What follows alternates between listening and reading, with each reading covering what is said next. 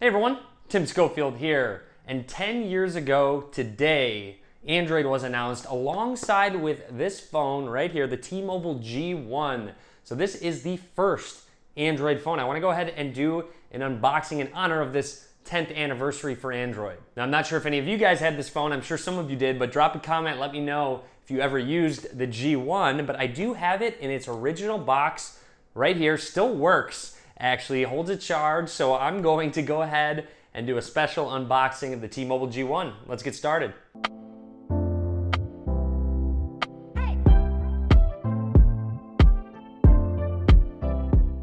Here it is, the T-Mobile G1, which was a partnership with Google and HTC. This is actually an HTC phone. Here is the box. On the back here, we have some key features. You can use the internet. You can use your phone, you can send text messages, email, a whopping 3 megapixel camera, and you can listen to music on it. Anyways, let's go ahead and continue. Slide this open, and you'll see here just kind of a box showing off the specific features. Oh, look at that, myspace.com. That's great, I love seeing that. Not sure if anyone still goes to that website at all, but was big back then, 10 years ago. Now let's go ahead and open this up for the big reveal of the phone itself, the T-Mobile G1, which does have that physical keyboard. I'm going to set that to the side. We're going to look at what else did come in the box.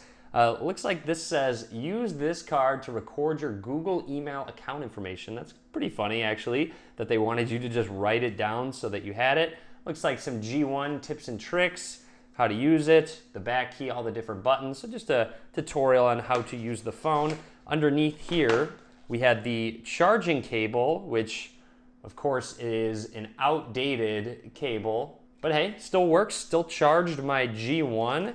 Inside, looks like it did come with headphones, but those headphones aren't in this box anymore. It also has a carrying case, which I can actually take out of this packaging.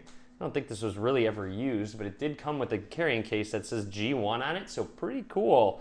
Slide this on it. I think this is the first time I'm actually using this case.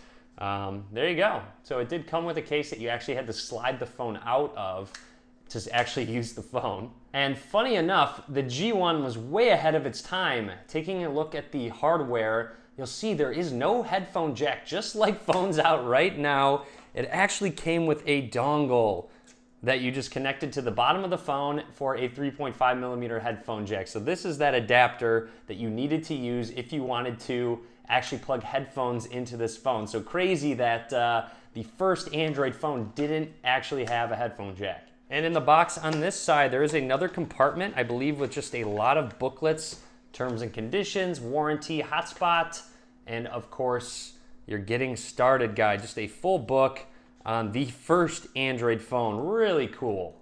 And of course, here is the G1 itself. You press this red power button right here to boot it up. It should work just fine. Vibrated there, T-Mobile G1.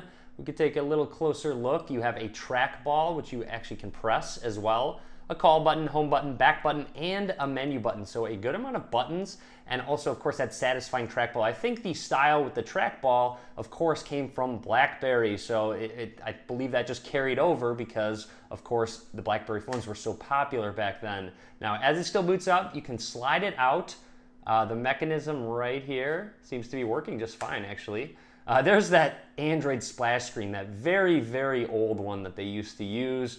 Crazy. And then, of course, actually, let's get a really close look at the physical keyboard. A little dirty, but overall, still feels very satisfying to press all the buttons. And I mean, I personally do like a physical keyboard on phones anyways. And then, of course, on the back, that whopping 3 megapixel camera. Looks like it booted up. Sorry, Activity Home has not worked.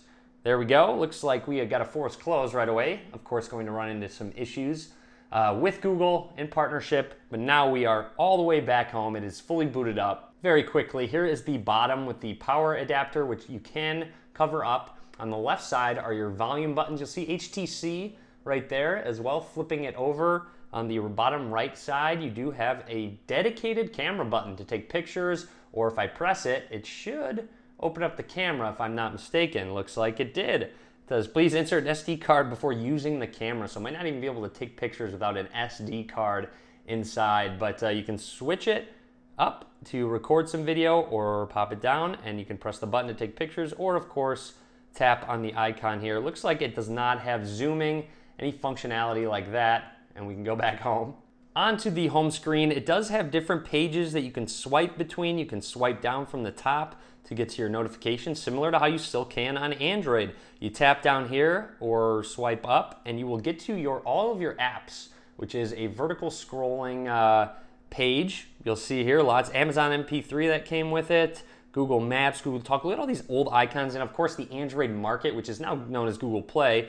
And look at that old YouTube icon too. Just crazy how nostalgic this makes you feel. Let's jump into settings and scroll down to About Phone, and then firmware version 1.6. So it has gotten updates since the original release. Let's go ahead and see if I can connect to Wi-Fi. Okay, so it seems like it's successfully connected to my Wi-Fi network.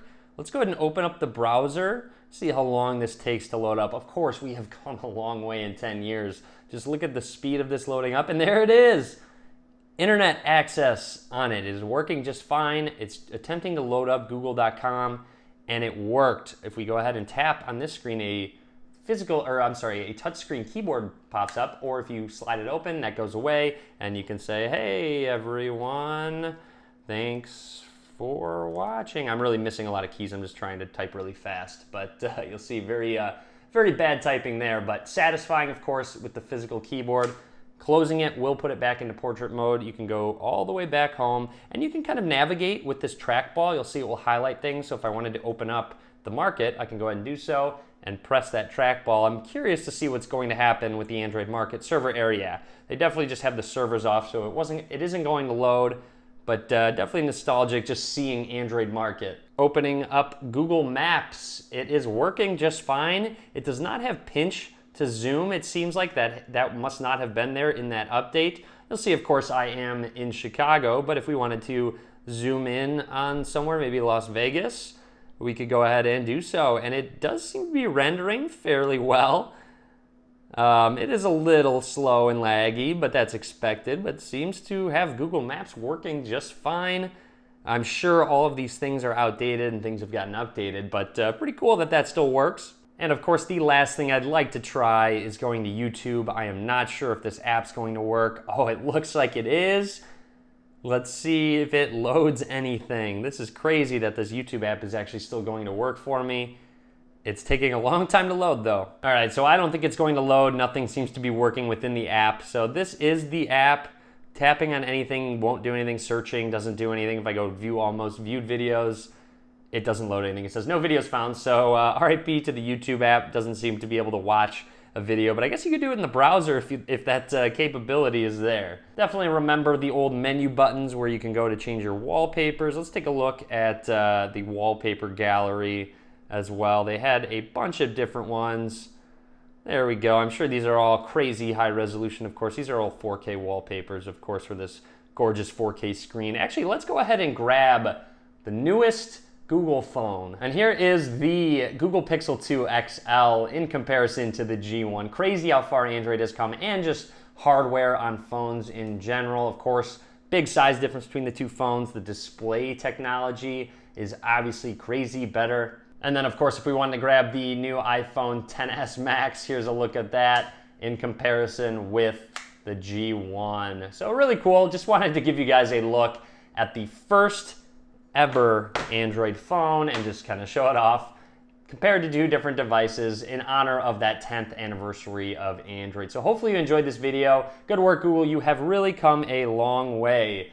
Anyways, drop a comment. Let me know what you think. Hopefully you enjoyed the video. If you did, click that thumbs up. Be sure to subscribe. A lot more videos coming soon.